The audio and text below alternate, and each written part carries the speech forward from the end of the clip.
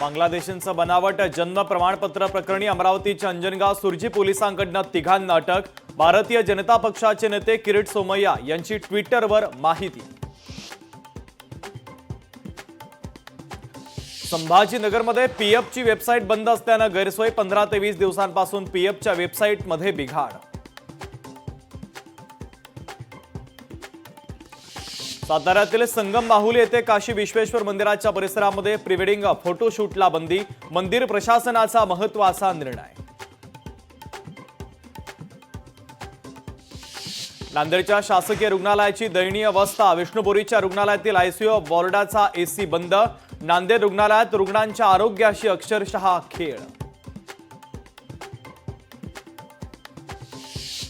किसान सन्मान निधी नावाने शेतकऱ्यांची फसवणूक। एसएमएस क्लिक करताच खाते रिकामे। नाशिक मराठवाड्यातील अनेक शेतकऱ्यांची फसवणूक।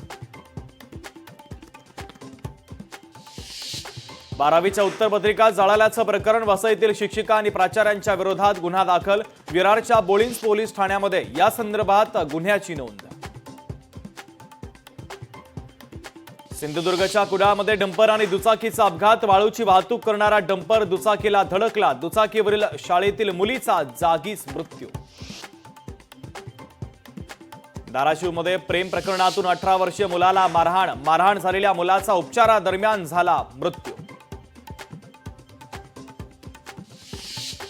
अडावद पंचक दरम्यान बस कंटेनरचा अपघात। कंटेनर अचानक थांबल्याने बस मागून धडकली। अपघातामध्ये 7 ते 8 प्रवासी जखमी।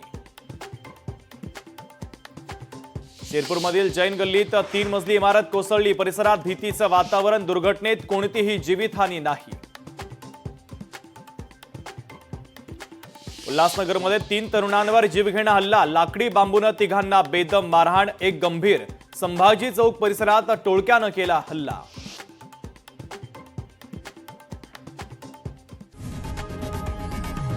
लोकशाही मराठी ऐका, पहा, जागरूक रहा।